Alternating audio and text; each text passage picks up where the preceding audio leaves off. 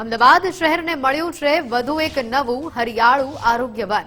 શીલજ તળાવ ખાતે શ્યામાપ્રસાદ મુખર્જી આરોગ્ય વનનું લોકાર્પણ કરવામાં આવ્યું। આશરે 8 કરોડના ખર્ચે આધુનિક આરોગ્ય વન તૈયાર કરવામાં આવ્યું છે। કેબિનેટ મંત્રી ઋષિકેશભાઈ પટેલના હસ્તે તેનું લોકાર્પણ કરવામાં આવ્યું છે। 50,000 ચોરસ મીટર વિસ્તારમાં વિકસિત આરોગ્ય વન। કેબિનેટ મંત્રી ઋષિકેશભાઈ પટેલનું આરોગ્ય વનને લઈને નિવેદન। અમિતભાઈના હરિયાળી ક્રાંતિના અભિયાનને આગળ વધાવી રહ્યા છે। શહેરવાસીઓને સ્વાસ્થ્ય, પર્યાવરણ અને ગ્રીન સ્પેસ મળી રહેશે। હિતેશભાઈનું આ નિવેદન સાથે જ એએમસીના મેયર, સ્ટેન્ડિંગ કમિટીના ચેરમેન, સ્થાનિક આગેવાનો તમામની અહીંયા ઉપસ્થિતિ જોવા મળી હતી।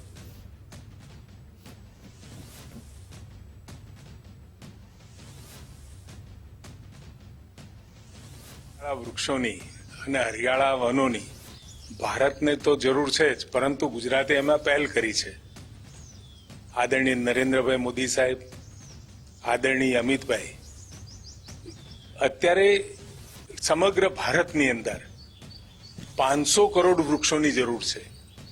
જે હોવા જોઈએ એના કરતાં પણ જે જંગલો હોવા જોઈએ, જે વૃક્ષો હોવા જોઈએ, એમાં આજે 500 કરોડ જેવા વૃક્ષોની અછત છે।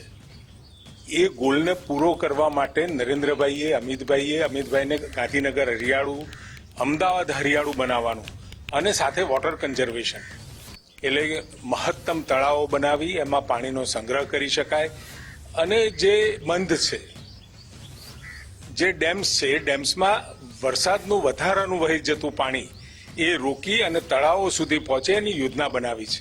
એટલે મસ્તકથી લઈને તળિયા સુધીની જે રીત છે, ઔષધિ અહીંયા લગાવવામાં આવી છે અને ઔષધિ દ્વારા વ્યક્તિ પણ પોતે પણ પોતાની ઔષધિથી ખ્યાલ આવે। આખું તેલ ચિત્ર પાર્લર બાજુ મૂકેલું છે કે જેથી કરીને માણસને એ જ રીતે મસ્તકથી લઈને પગ સુધીનો આખો આયુષ્યમાન જીવન બનાવવામાં આવ્યું છે। આરોગ્ય વનની અંદર અત્યારે લાસ્ટ 3-1 મહિનાથી આ શરૂઆત કરવામાં આવી છે અને જ્યારથી શરૂઆત થઈ છે અહીંયા હજારો લોકો સાંજે આવે છે। આ 3 લાખ વાળ જગ્યા ઉપર આ તળાવ ડેવલપ કરવામાં આવી રહ્યું છે। એની સામેની સાઈડ 7 સ્મશાનો જુદા જુદા હતા, એ સ્મશાન એક કરી ત્યાં પણ આપણે મુક્તિધામ બનાવ્યું છે।